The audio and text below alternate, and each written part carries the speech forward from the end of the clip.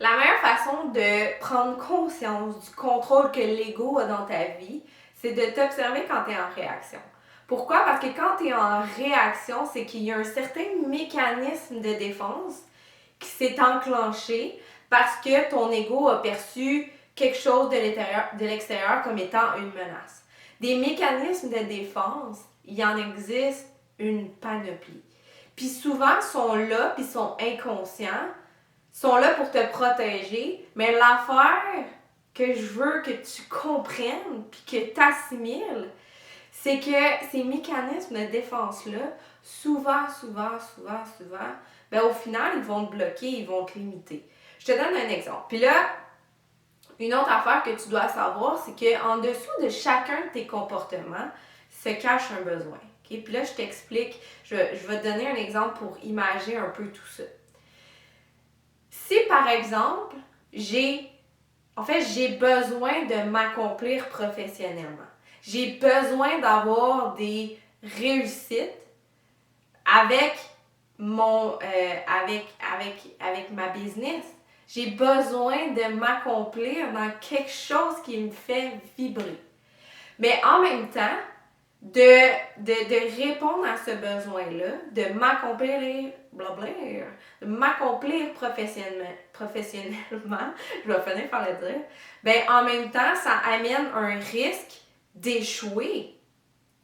Puis là, c'est là que l'ego vient embarquer parce qu'il se dit non, on peut pas échouer. Parce qu'échouer, c'est une menace. Ça menace ton intégrité, ça menace ta survie. Hein?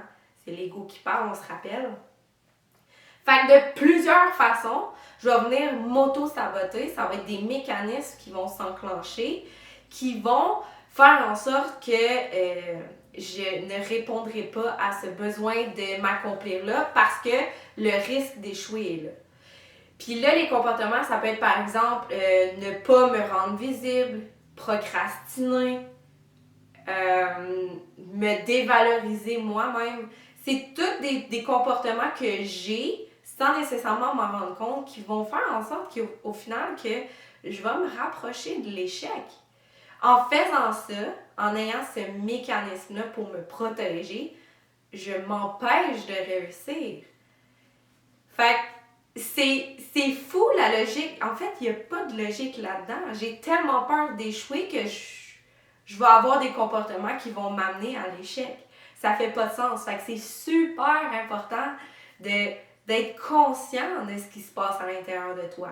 D'être conscient de tes réactions, puis d'être conscient de tes mécanismes pour reprendre le contrôle de l'ego. Reprendre ton pouvoir, puis transformer tout ça.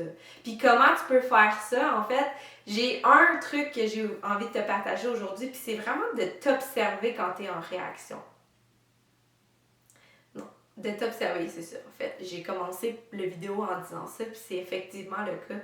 C'est de t'observer quand tu es en réaction parce que le comportement de l'autre qui va te faire réagir, souvent, c'est un miroir de tes propres comportements que tu veux pas voir parce que probablement que t'aimes un peu moins. Puis j'ai eu une belle claque d'en face, hein? J'ai eu une belle prise de conscience il y a quelques années parce que j'ai réalisé que les gens qui se victimisent beaucoup me triggeraient, me déclenchaient. Je vais dire en français parce que je pense que je dis pas le bon mot en anglais.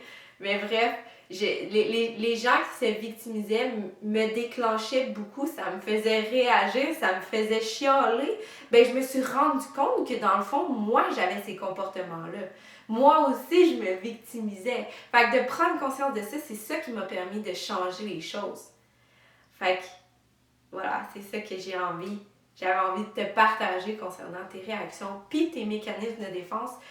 C'est le temps de ton introspection, de te donner un beau défi pour une mise en action alignée, pour te rapprocher toi aussi de ta lumière, ta couleur, tes vérités.